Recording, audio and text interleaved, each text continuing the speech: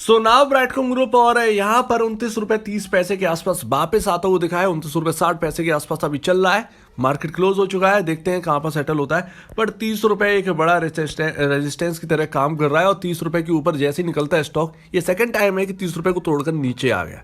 तो ये तो यहाँ पर 30 रुपए एक बड़ा रेजिस्टेंस हमको दिख रहा है। अब इस बात को अभी हम रोकते हैं, शंकर शर्मा जी के ऊपर बाद में आएंगे। पहले हम आते हैं 5 से 6 दिसंबर वालों के लिए। देखिए सर्कुलर आ चुका है और यहाँ पर ध्यान आपको देना है इन चीज़ों के ऊपर। देखिए आपका मैटर जो है वो अंडर इन्वेस्टिगेशन और मैटर बड़ा है, दो पार्टियों के बीच का मामला है। और यहाँ पर देखिए आपको मैं एक बात बताऊँ, यहाँ पर मैं आपको बताता हूँ यहाँ पर खुलकर कि एनएसई में जो ये आपके साथ जो हो रहा है ना शॉर्ट सेलिंग वाला मामला, ये कभी मेरे साथ भी हुआ था, मेरे फ्रेंड के साथ भी हुआ था, वो भी लॉकडाउन के अंदर जब सब कुछ बंद था। टीसीएस की गलती से 50 शेयर बिछ गए थे और वो गलती से क्या होता है कि स्क्वायर ऑफ होना होता है 3:30 बजे मार्केट के हिसाब से।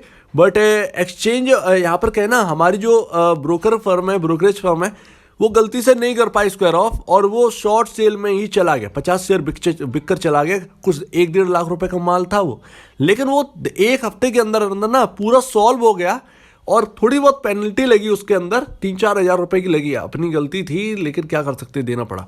बट यहाँ पर जो है आपका मामला थोड़ा सा अलग है।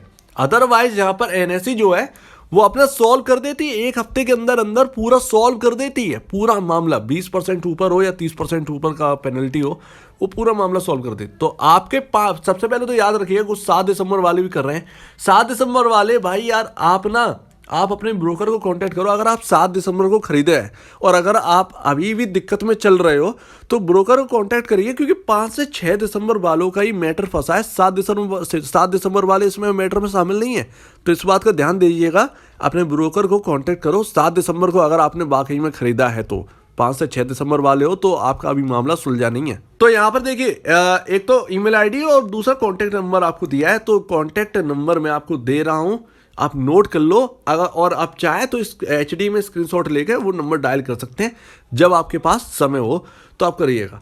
तो नंबर है 02226598129।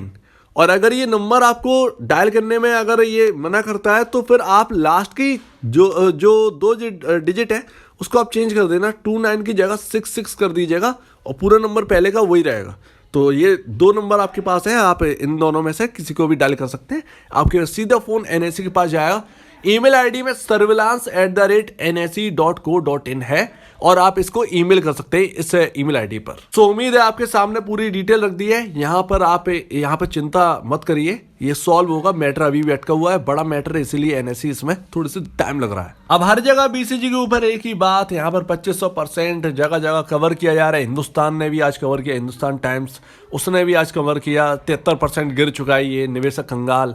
तो जगह जगह बस यही बात है और शंकर शर्मा का स्टॉक यहाँ पर साफ साफ दिख रहा है। लेकिन इससे भी बड़ी एक बात हुई है आज, और रिपोर्ट कुछ निकल के ये आई है कि शंकर शर्मा ने एक और एयरटेक स्टॉक के अंदर एंट्री ली है। 4 लाख शेयर्स बाई करे हैं। बीसीजी का कॉम्पिटिटर है वो एफएल इंडिया नहीं है। पहली बात तो जो मैंने आपको 200 रुपए जब बीसीजी था तब मैंने आपसे कहा था कि 80 रुपए पर इस स्टॉक में भी एंट्री करके आप चाहे तो रख सकते हैं। आपके पास बाप और बेटा दोनों रहेगा एयरटेक का। और वही यहाँ पर होता हुआ देखा 240 के भाव पर अभी ये शेयर चल रहा है और नाम है शेयर का वर्टोज लिमिटेड। आपको पता ही होगा वर्टोज के बारे में। और वर्टोज यहाँ पर जो है आपका यूएस की कंपनी है, इंडिया के अंदर लिस्ट है। और शंकर शर्मा जी को यहाँ पर दिए गए हैं 4 लाख शेयर्स। यहाँ पर 122 रुपए के भाव पर वारंट शेयर और प्रीमियम पर यहाँ पर इक्विटी शेयर्स यहाँ पर दिए गए हैं 112.93 रुपए पर। ठीक है, तो जो भी भाव लगा होगा यहाँ पर कितना रुपए का, 1,22,93,000 रुपए का यहाँ पर जो है पूरा रकम बैठी है। और यहाँ पर दिए गए हैं शंकर शर्मा जी ने 1,22,00,000 रुपए निवेश कर दिया है वर्टोज लिमिटेड में। अब एयरटेक के ऊपर, एयरटेक के अंदर इतना ज्यादा एंट्री क्यों हो रही है, आप जरा ये समझिएगा। आप सोच रहे होंगे कि एयरटेक के अंदर इतना एंट्री क्यों कर रहे हैं शंकर शर्मा जी। देखिए मार्केट के अंदर जब भी कोई नई चीज आती है, जैसे हमें पता है कि आईटी सॉफ्टवेयर, आईटी सर्विस यहाँ पर जो है हमारे सामने स्टॉक्स है, हम उन्हें पहले से जानते हैं। बट जब भी कोई नई चीज आती है, जैसे कि अभी आपके सामने एक एग्जाम्पल मैं देता हूँ, निफ्टी ऑप्शन आपने सुना हो, निफ्टी के अंदर ट्रेड करना, निफ्टी के अंदर ऑप्शन और फ्यूचर में बाय करना, वैसा ही अब बीएसई के अंदर भी आएगा। सेंसेक्स के अंदर ये आपका ऑप्शन ट्रेडिंग का काम आएगा और सेंसेक्स के अंदर जैसे ही वो आएगा तो रिकॉर्ड तोड़ उसके अंदर ट्रेडिंग होगी, जमकर ट्रेडिंग होने वाली है उसके अंदर। सेंसेक्स के अंदर जैसे ही ऑप्शन स्टार्ट हो जाएगा, फ्यूचर एंड ऑप्शन। तो अभी ना ऐसे ही आप ये समझिए, एडटेक हमारे मार्केट के लिए एकदम नया है। 3 ही स्टॉक यहाँ पर लिस्ट है, अगर कोई एक चौथा होता लिस्ट होगा तो वो कोई एडटेक वेटेक का है नहीं, बेकार सा होगा। यहाँ पर 3 स्टॉक है, एफएल, बीसीजी और आपका वर्टोस। ये 3 मेन एडटेक के स्टॉक्स हैं मार्केट के अंदर, चौथा कोई भी अवेलेबल नहीं है, ध्यान रखनी है। तो यहाँ पर ना इनका निवेश क्या कहता है, ये निवेश इसलिए कर रहे हैं क्योंकि ये अर्ली इन्वेस्टर है और एक स्मार्ट इन्वेस्टर है। जैसे ही लोग एडटेक को समझने लगे कि एडटेक एक्चुअल में है क्या, हमारी जो मार्केट है वो अब एडटेक के अंदर बढ़ रही है। अगर आप इंडिया का स्पेंडिंग देखें डिजिटल मार्केटिंग में तो वो लगातार बढ़ता जा रहा है, बिलियंस ऑफ डॉलर लगातार बढ़ता है और ये बिलियंस ऑफ डॉलर बढ़ता रहेगा क्योंकि टीवी के कंपैरिजन डिजिटल मार्केटिंग सस्ता भी है और आपके लिए काफ़ी किफ़ायती भी, और आपके लिए काम भी करता है बहुत स्ट्रांगली। तो ये सबसे बड़ी बात है। तो स्टार्टअप हुए, नई कंपनियां हुई, पुरानी कंपनियां हुई, तो वो एडटेक के अंदर पहले कभी निवेश नहीं करते थे, यानी कि खर्चा पानी नहीं देते थे। किसी कंपनी को एडवर्टाइज करवाना होता तो वो डिजिटल बहुत कम करवाते थे, लेकिन आज के टाइम में सब कुछ डिजिटल पर ज़्यादा फोकस है। तो डिजिटली स्पेंडिंग ना ज़्यादा बढ़ रही है, जिसकी वजह से एडटेक के जो अर्निंग है वो बढ़ जाएगी। जैसे कि आप समझ रहे हैं ना कि मैं यूएस की बात करूँ तो वहाँ पर कितने सारे लिस्टेड एडटेक स्टॉक्स हैं। हमारे यहाँ अनलिस्टेड बहुत सारी कंपनियां हैं एडटेक में, वो जब लिस्ट होगी तो हमारे यहाँ भी वो यूएस की तरह यहाँ पर भी एडटेक का एक अलग ही एक पोर्टफोलियो होना मांगता है। तो हमारे यहाँ भी एक एडटेक का एक जो ना जमावड़ा लगने वाला है। अभी तो सिर्फ 3 शेयर हैं, ऑल लिस्टिंग होने लगे एडटेक। अगर आप एफए को थोड़ा सा साइड में रख दोगे, अगर ये एफए वाली प्रॉब्लम नहीं होती तो ब्राइटकॉम ग्रुप पहाड़ है, आप अर्निंग के हिसाब से देख लीजिए तो वो पहाड़ी नज़र आएगा, उसकी जितनी अर्निंग किसी के पास नहीं। लेकिन एफए एक बहुत बड़ा दिक्कत है जो कि इस स्टॉक के अंदर रोड़ा बना हुआ है, और वही यहाँ पर जो है ना शॉर्टर को ये जब तक सॉल्व नहीं होता, जब तक एफए की रिपोर्ट सामने नहीं रखी होगी तब तक वो शॉर्टर ना पीछे नहीं हटेंगे, और उस दिन बहुत तगड़ा लॉस भी होगा इन शॉर्टर्स को, और वो कौन सा दिन होगा पता नहीं, जो शॉर्ट करेगा वो गया समझो।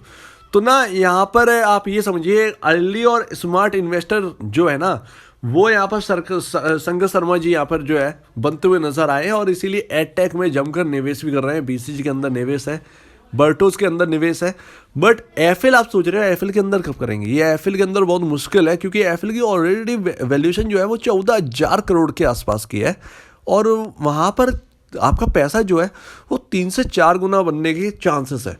बट जब आपके सामने इतना अर्निंग वाला स्टॉक रखी है, बीसीजी है, बर्टोस अभी ना कुछ नहीं कमाता है रियलिटी में, बीसीजी बहुत कुछ कर रहा है। बीसीजी का अर्निंग जो है ना वो इनके मार्केट कैप भी नहीं छू पा रहे। बर्टोस का मार्केट कैप कुछ 240 करोड़ के आसपास का ही है, तो मार्केट कैप कम है, अर्निंग बढ़ेगी तो वो स्टॉक का साइज भी बढ़ेगा, मार्केट वैल्यू भी बढ़ेगी, तो उसमें पैसे कमाने के ज़्यादा मौका है।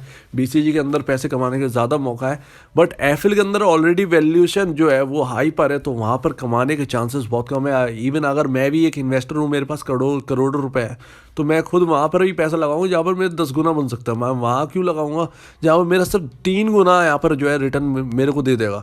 तो साफ सी बात है, ये पूरी बात है। तो एडटेक के अंदर यहाँ पर निवेश जमकर आ रहा है, और मे भी पॉसिबल है जैसे यहाँ पर फॉरेंसिक ऑडिट का मामला सही हो जाएगा, सब कुछ ठीक हो जाएगा, नॉर्मल पर आ जाएगी गाड़ी, ये आप देखिएगा कहीं ना कहीं यहाँ पर पॉसिबिलिटी है कि यहाँ पर और निवेश आता हुआ दिखे, कई इन्वेस्टर जो है ना वो आते हुए दिखे यहाँ पर, साफ सी बात है। क्योंकि हम जानते हैं इस फील्ड पर किसी ने ध्यान दिया नहीं, बहुत पहले से स्टॉक लिस्ट था, लेकिन मैं तो बहुत पहले मैंने देखा 5 रुपए पर जब मार्केट के अंदर एंट्री हुई थी और पेनी स्टॉक ढूंढता था, तो ये लिस्टेड था, लेकिन उसका काम मुझे समझ में नहीं आता था उस वक्त। लेकिन आज मैं काम जानता तो मैंने निवेश किया था और मेरा पैसा बनाया, और सभी का पैसा बनाया एक्चुअल में। तो ये पूरी बात, उम्मीद है आप पूरी बात को यहाँ पर समझ गए होंगे। संजय शर्मा जी की एंट्री क्या कहती है, अर्ली इन्वेस्टर है, एक स्मार्ट इन्वेस्टर है, जब तक लोगों के जानने से पहले ही इन्होंने निवेश कर रखा है। जब लोग जानेंगे तो भर कर निवेश करने आएंगे, उससे पहले ये निवेश करके बैठे तो रिटर्न तो इनके ही बनना है, साफ सी बात। सो उम्मीद है आप पूरी बात को यहाँ पर समझ गए होंगे। 5 से 6 दिसंबर वाले संजय शर्मा जी की बात को आप समझ गए होंगे। अब देखते हैं क्या आगे रहता है। फॉरेंसिक ऑडिट का मामला बहुत इंपॉर्टेंट है, ये रिपोर्ट जो है वो चाहिए, और मीडिया के अंदर बहुत सारी बातें हो रही हैं सेबी को लेकर, तो सेबी को मजबूरन अगर नहीं ला रही होगी रिपोर्ट तो भी लाने के लिए यहाँ पर आगे आना पड़ेगा ताकि इन्वेस्टर का जो भरोसा है वो बना रहे सेबी के ऊपर। तो उम्मीद है आप पूरी बात को यहाँ पर क्लियरली समझ गए होंगे। अगर आपको इस वीडियो में कोई प्रॉब्लम है, कुछ पूछें, कुछ बताएं, कुछ कहना है तो प्लीज कहिए। और अब दीजिए वीडियो देखने के लिए बहुत धन्यवाद दोस्तों।